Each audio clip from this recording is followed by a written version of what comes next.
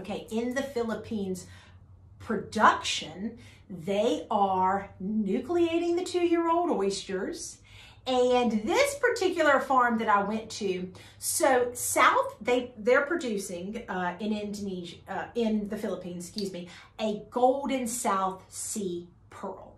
Now, South Sea pearls can be silver in color or golden yellow in color, or just like yellowish in color, but they specifically want a golden yellow. So this was a very specialized pearl farm, right? Like to the point where like they are only taking that tissue donation from an oyster that has a vibrant gold color to the shell.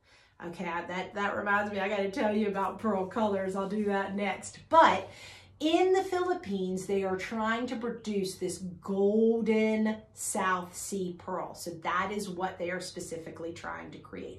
So we got to see this whole big production. I mean, from breeding the oysters up to the nucleating of the oysters. I mean, they would not let me film any of the nucleation because they have technicians that are like trained for years. Think about it, just to put that bead and that tissue inside that oyster is in itself a secretive process that they don't want anyone else to replicate, because they have these technicians, typically they're Japanese, that have been doing this for years.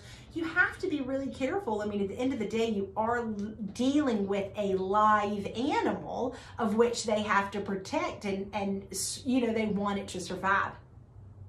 Then they're taking those oysters, putting them in nets back in the water to live for another 18 months, 2 years, and onward from there to grow the pearl, to then take those oysters out, extract that pearl, and if that's a good pearl, they put an even larger bead inside that oyster, then return it to the water for another couple of years to grow another pearl. So fascinating. Again, so much involved in that process that those are very, very high-end pearls. So after I went to this pearl farm, and this one specifically, and a lot of pearl farms are like this depending on who owns the pearl farm.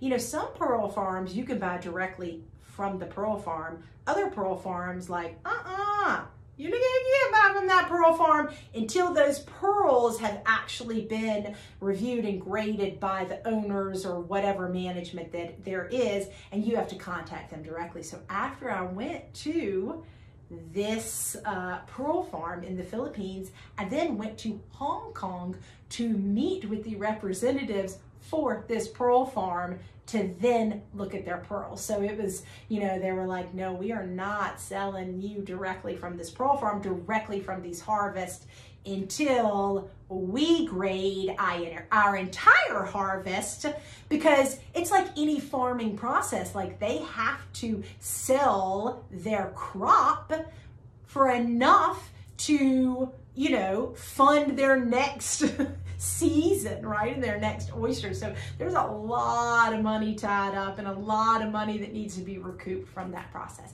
Okay, so I'm super excited. I'm going to tell you, talking about these South Sea pearls and the different colors of South Sea pearls, I'm really excited to tell you about the color of pearls and where those come from. All right, stay tuned.